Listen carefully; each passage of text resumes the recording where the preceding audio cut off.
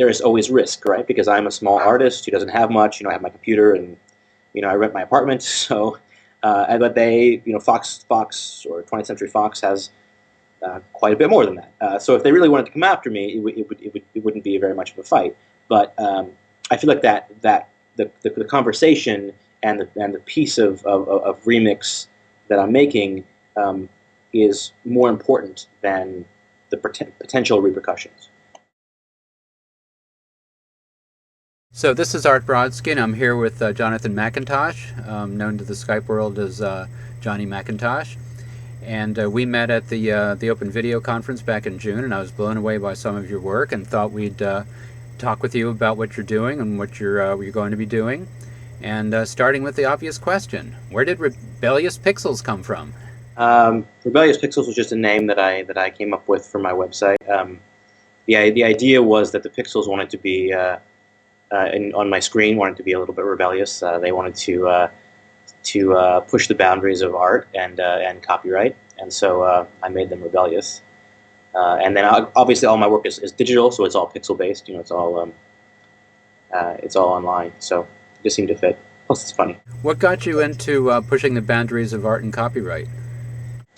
Back in 2002, 2003, in the lead up to the war in Iraq, I was working at a post house in Boston. We were doing the commercial post house. They made commercials, and so I was just sort of interning there, and we started to watch a lot of TV. We were watching all the uplead to the war there, and I began to just sort of record what I was seeing on TV. Especially when the war began, a bunch of friends of mine and I would just sort of sit around and we would just record TV for 10 hours at a time.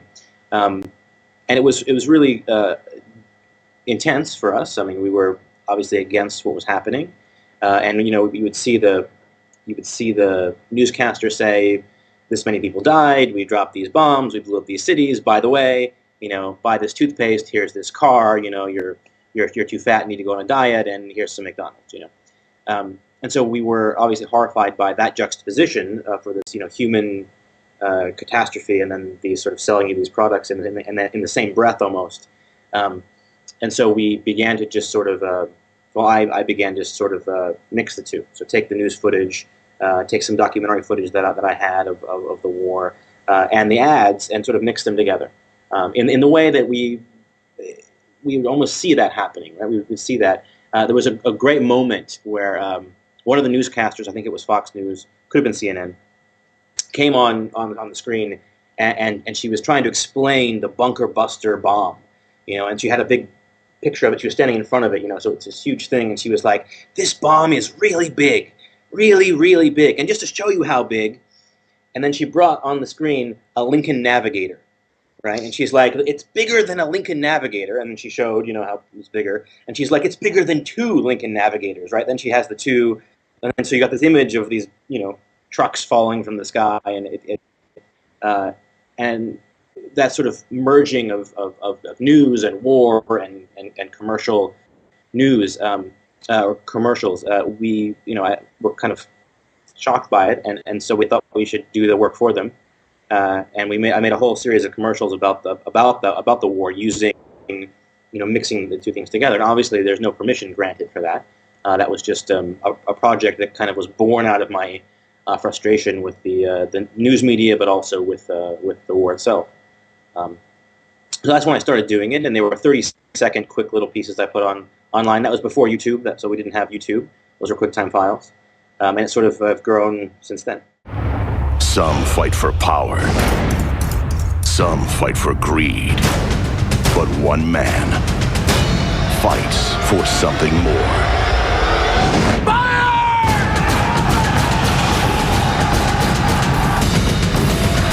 So have you, in your work since then, encountered any of the pushing of the copyright boundaries, where the boundaries are pushing back? I've gotten a few letters. I've gotten a few cease and desist letters. I've had a few things taken off of YouTube before. I can't tell. In the beginning of YouTube, it was not as clear what would happen to your videos. They would just kind of be gone, right? Now there's a pink line of death, I call it, right? When your video is gone and it says, this video has been removed for copyright violation of, and if it happens to be your video, then you can go and you can dispute the process now. That wasn't true, I don't think, when my videos were being removed. So they would just be gone one day. And I to this day, don't know what happened. I mean, this was 2005, right? I guess. It could have been someone who didn't like the message and just decided that they were gonna, claim to be McDonald's or whatever.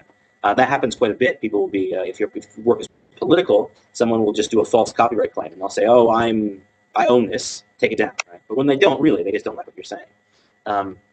I have gotten a few letters from some law firms saying, we represent so and so and so and so. Please take this down. And I just ignored it. I sent them back actually a fair use thing. I copied and pasted fair use, and it said I didn't hear from them again. So I think a lot of those cease and desist letters are very sort of scare you. And if you don't respond or you respond with a fair use claim, it's less likely they're going to come after you more. But I mean, we'll see. The more I do it, each time is a little more ambitious and it's a little bit more gray area. So. Well, speaking of ambitious, so you think you want to be president was pretty ambitious. Right. That was, I had friends of mine who were more attuned to some of the film details of the art than I am. And we're talking about your sight lines and your visual lines, and the judges are looking up and the candidates are looking down. So that was a project to explain to people where you took the judges from So You Think You Can Dance, right, and cut it in with clips from the presidential debates. First answer is to you, Senator Obama. The priorities that you would bring as president.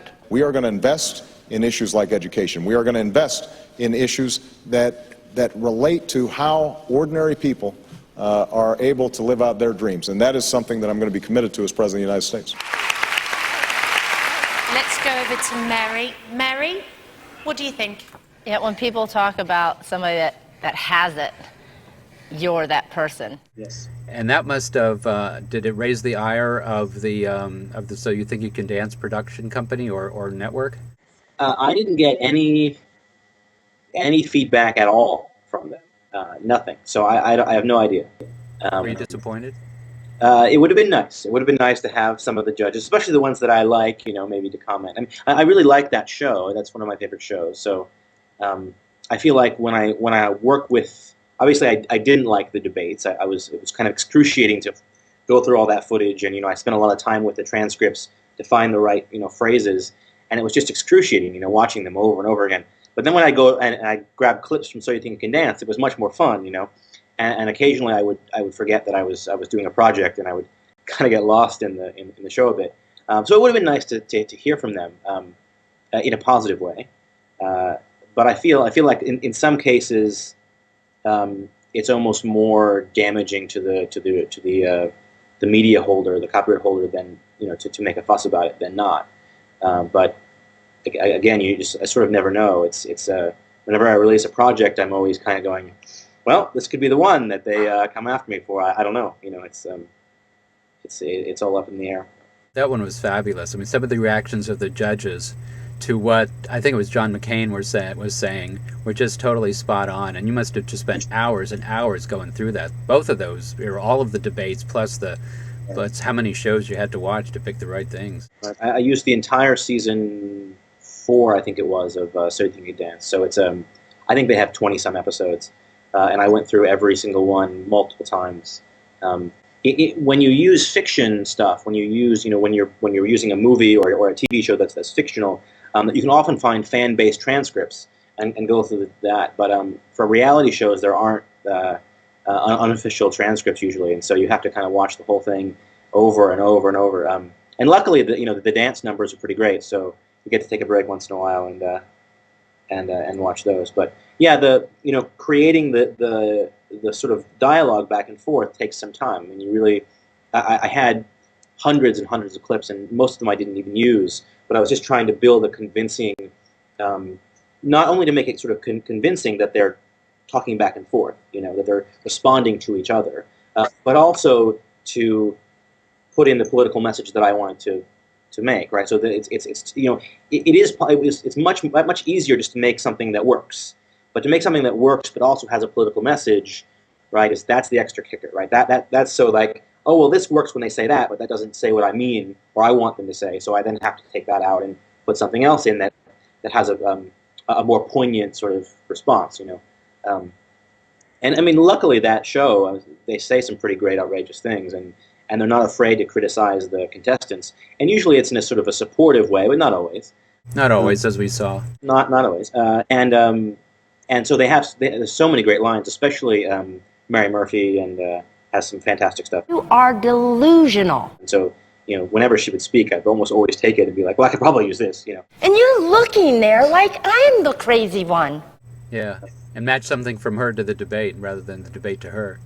Right, yeah. And there were 2 points that I wanted to really bring out. One was energy, that the energy policy was very similar for both candidates. So I wanted to sort of focus on that a little bit. We have to have wind, tide, solar, natural gas, flex fuel cars and all that, but we also have to have offshore drilling, and we also have to have nuclear power. Nuclear power is safe and it's clean, or something like that. Look, clean coal technology. All of these things, we've got to drill offshore, my friends, and we've got to do it. Major difference with what he just said? No, actually, I think Senator McCain and I agree for the most part on these issues. And that means, yes, increasing domestic production and offshore drilling, and yes, nuclear energy, clean coal. Don't you do any more than this? And then that that their war policy was different on Iraq, but very similar on Afghanistan. And so I wanted to bring that up, sort of highlight that as well. Because the place where we have to deal with these folks is going to be in Afghanistan and in Pakistan. Wow, I'm just a little bit shocked. We need more troops there. We need more resources. I just disagree with that whole concept. It didn't work at all. We should never hesitate to use military force, and I will not. I don't think you're listening. I was doing this to you. I was trying to tell you, Josh, shut up. Bring it down. I'm just trying to keep up with John. And then, you know, there's a larger meta comment about mass media and about the elections turning into this sort of giant spectacle. And there's two sides to that. One is sort of being critical of that spectacle, but the other side is saying, well, you know, they're way more intensely critical of contestants on a reality show than the news is, you know, of the person who's going to lead the country. So we were disappointed with the pair of you. Everything you did appeared to be a trick, but we have to choose one of you to remain in the competition. You know, it seems like there should be, you know, something's out of balance here, you know. And so there's that too, in saying, you know, like, it would be nice to see some of my CNN shows be critical and really hold the politicians' feet to the fire on issues where they're not being either completely honest, or they have too similar policies, or they're out of step with public opinion or whatever. And I was disappointed to see that didn't happen very often. So we'll get Simon Cowell and some others in 4 years hence to do the presidential debates and see what happens. Well, that was fascinating because it was a mixture of fact and fiction. But then when we get to Buffy and Twilight, you've got fiction and fiction and a whole different mindset. Exactly. So tell me how that got started. To explain what you did was you made it look like Buffy and Edward were doing scenes together and talking, but obviously they're different generations of vampire entertainment. Right. So Buffy from Buffy the Vampire Slayer and Edward from Twilight. Twilight is a huge pop cult hit at the moment. It is, in fact, on the cover of almost every magazine, it seems like, when you walk into the grocery store. My partner had been reading the Twilight books for a project she's doing, and she was kind of horrified at a lot of the stuff that was in there. It was a lot of what felt like stalkery behavior on Edward's part, but it was framed as romance, right? Is intense. Hello. Of course, for teenagers such as yourself, I'm Edward Cullen. With all sorts of hormones surging. So it was, he'd follow her around. He would sneak into her room and watch her sleep before she even they were even friends. You know, there were quite a few things that were a little disturbing, right? About the framing of that relationship in Twilight. And so I'm a big fan of Buffy. One of my favorite shows ever. And so when we watched the movie, me and my partner sat down to watch the Twilight movie. I couldn't help but think, in my mind, almost to make a little remix in my mind to go, what would Buffy's reaction be, if he tried any of this stuff? Get out. I like watching you sleep. It's just kind of Get out fascinating. or I will drop you out head first. And it was hilarious. I mean, we actually really enjoyed the Twilight film because we were imagining Buffy instead of Bella, right? Who's the main character there. And which I find that I often do when I watch TV or even movies is I often will, if I don't like something, I'll just replace it in my head, and have characters switch places or genders or whatever, and it makes it a whole much more interesting usually. And so the task was, could I make that, could I make Buffy, have these reactions to Edward? Could I put them in the same world, really, right? And this is a TV show from the 90s and a movie, which is only 2 hours, from a few years ago. So could I mix those two things convincingly in a small short film? And certainly there was enough, Buffy footage. I mean, it was on for 7 years, so I think there are 140 some episodes. So there's tons of footage of that. And the question was, can I really get in there and find a way to make them look like they're really interacting? Oh my God, are you 12? I've killed people before. And you're sure this isn't just some fanboy thing? Because I fought more than a couple pimply, overweight vamps that call themselves Lestat. I wanted to kill you. I've never wanted a human's blood so much in my life. Are you afraid? No. You know what I feel? Bored. And for it took about 6 months to really go through everything and build the remix. And really, for a good portion of that time, I didn't think I could do it. I just didn't think there was enough footage to. Obviously, when you're making a film, you can set the actors down and tell them to do what you want them to do. But when you have these two set things and you want to bring them together, that you're very limited. And especially if you want to have a message as well. And the message was that a lot of the things that Edward does, I don't think are very romantic. I think they're quite creepy. Hi.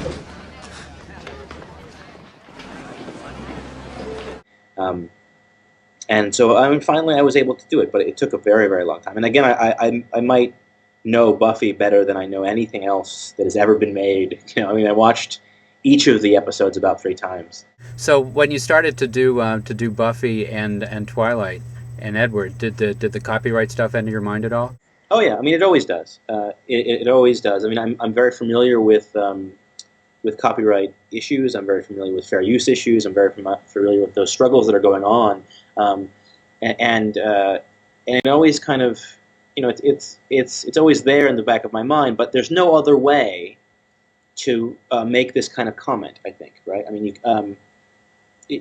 could write an essay, right, where I discuss the differences between the two characters and what they might say to each, very little impact. Who's going to want to read that, or maybe some people are, but certainly not as many. And I want it to be fun too. I think that that pop culture is this sort of language that we all speak to each other, especially in the West, right? So, we go to work and we talk about what we saw on TV last night, whether it's Lost or Heroes or whatever the show is, that's popular at that time. A lot of the phrases from those shows will work their way into our conversations with friends or with colleagues, or we talk about voting someone off the island. That comes directly from reality TV. So there's a lot of power in the pop culture media, right, which is largely controlled and sort of shaped by these big conglomerations at the moment. But that's where this language comes from, and I feel like we all have a right to participate in that language, right? We get to speak and talk and use those languages and those phrases, and also because our world is becoming more and more of an audio-visual world, that our language is more and more audio-visual, that then we should have a right to use that audio-visual in our conversations. And so really what I'm doing is I'm having a conversation, I'm making a point about these movies and these TV shows, and I'm using the audio-visual language itself to make that conversation, right, happen. And so I feel like that's really important. And I look at the copyright implications and I go, okay, well, I think this is fair use personally.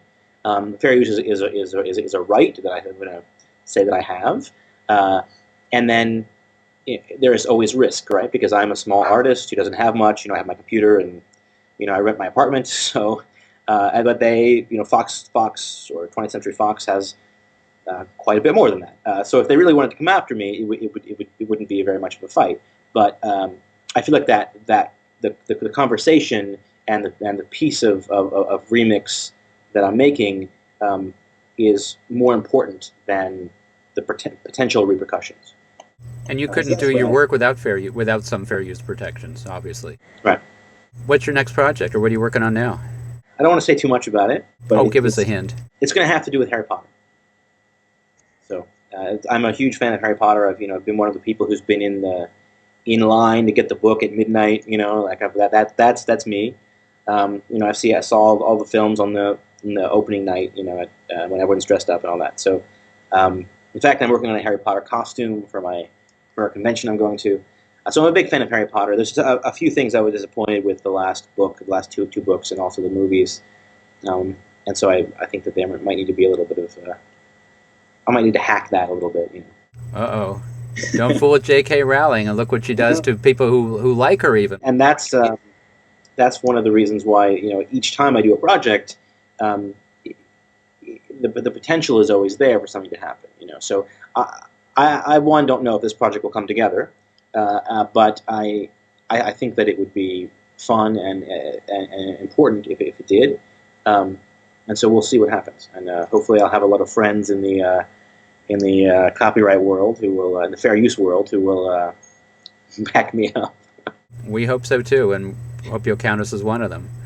So, Johnny Mac, thanks very much for taking the time to talk with us today. We're also planning some events for down here beginning of next year, and we'll be in touch with that. See if you can come down and participate. Fantastic. Thanks for your time. Yeah, no problem.